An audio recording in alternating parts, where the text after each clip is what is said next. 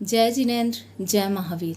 परमपिता परमात्मा की कृपा से तथा गुरु भगवंतों के शुभ आशीष से आज हमें भगवान महावीर का जन्मोत्सव मनाने का सौभाग्य प्राप्त हुआ है। इस अवसर पर मैं आपके सामने भगवान महावीर के 27 भाव में से उनका तीसरा भाव मरीचि के बारे में बताना चाहती हूँ। भरत राजा के पुत्र का नाम था मरीचि। मरीचि जो कि अपने दादा ऋषभदेव भगवान से बहुत प्रभावित थे, उनके प्रभाव से प्रभावित होकर मरीचि ने उनके पास दीक्षा अंगीकार कर ली।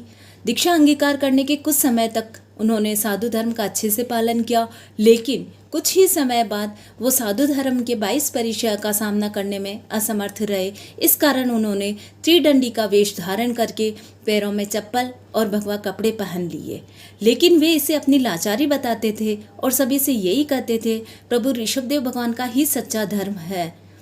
इस अच्छे व्यवहार और चारित्र से प्रसन्न होकर ऋषभदेव भगवान ने उनको अन्य साधुओं से अलग नहीं रखा था। एक दिन अचानक मरीचि मुनि की तबीयत बिगड़ जाती है और वे सोचते हैं, काश मेरा भी कोई शिष्य होता जो मेरी सेवा करता, क्योंकि असंयमी साधु की सेवा करना संयमी साधु को नहीं कलपता है। अन्य साधुओं ने उनकी सेवा नहीं की। उसी समय उन दिनों कपिल नाम के राजकुमार जो कि मरीचि मुनि के पास आया करते थे, वो उनके पास आए और पूछा, मरीचि मुनि से पूछा कि भगवान का धर्म सच्चा धर्म वही है, तो क्या आपका धर्म सच्चा नहीं है? तो मरीचि मुनि फरमाते हैं, अपने अकेलेपन को दूर करने के लिए यही कहते हैं, मेरा धर्म भी सच्चा है और प्रभु का धर्म भी सच्चा है। यही से उनकी श्रद्धा टूट जाती है और दोनों का पतन होना शुरू हो जाता है। यहाँ पर एक प्रसंग और बनता है।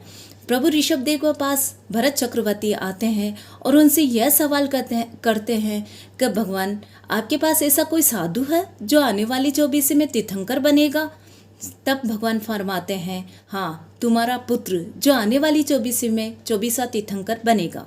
यह सुनकर भरत चक्रवर्ती प्रभु को वंदन नमन करके बाहर आते हैं और अपने पुत्र को वंदन करते हैं और साथ में यह भी कहते हैं कि मैं तुम्हारे इस त्रिदंडी वेश को वंदन नहीं कर रहा हूँ, मैं वंदन कर रहा हूँ उस आने वाली 24 में 24वें तीर्थंकर भगवान महावीर को, जिनका रूप जिनका भव तुम हो।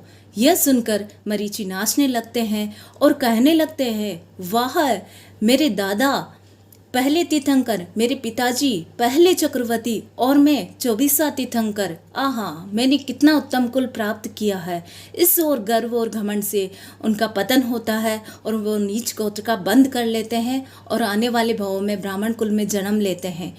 तो देखा आपने, शीतल होना और शीतलता रखनी चाहिए, नहीं तो गर्व और घमंड से आने वाले केवल एक भाव को नहीं अनेक भाव को हम बिगाड़ लेते हैं। जय जिनेन्द्र, जय महावीर।